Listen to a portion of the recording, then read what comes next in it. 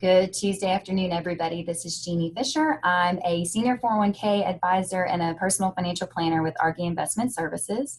I wanted to take literally 2 minutes to talk about the Trump executive order that was signed in last Friday on retirement security. Now, we do know that the goal is to just increase access to retirement savings plans for everybody, the general public, and do so in a way that reduces the administrative burden and reduces the cost. So I think we can all absolutely agree that that's a fantastic goal, and we appreciate that. Now, there's three things in particular that he's asking the Department of Labor and the Treasury Department to review. The first is the required minimum distribution age, and that doesn't have a whole lot to do with us, but from my personal planning clients, I have quite a few who don't need the RMDs and would like to delay them if they could. So he's basically asking the question, based on the mortality rates and tables today, is 70 and a half too early? Or if we're going to start them at age 70 and a half, should we actually decrease the distribution? So I'm interested in that just from a personal planning perspective. As for our industry, there are a couple of things that do stand out.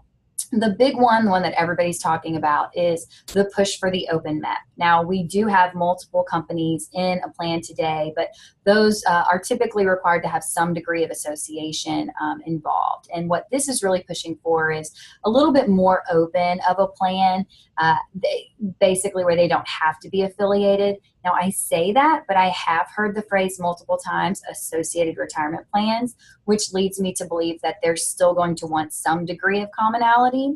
But the idea is that if we take all of these small employers with less than 100 people and we put them into one plan, we can reduce the administrative burden and reduce the cost. If we can accomplish that, fantastic. I'd love to see it work.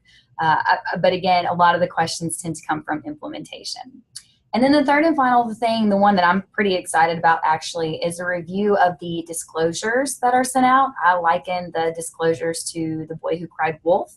Every single time we add a disclosure, we dilute the value of the disclosure. So I'm hoping we can find a way to actually make it significantly more efficient to send those notices out, but more importantly, actually have the language written or review the way that they're written so that they're more easily understood by the average participant and they actually get the disclosure. Right now, it's just entirely too complicated. I'm not sure they add any real value at all. So again, I think we all agree that the goal to increase access to retirement plans is a very, very important goal and one that's needed. But I also think that we as an industry should really contribute to how we implement these ideas and good ways for solving these problems. So I'd love to hear everybody else's opinion. Sound off in the comments below. Let's get the conversation started. Everybody have a great week.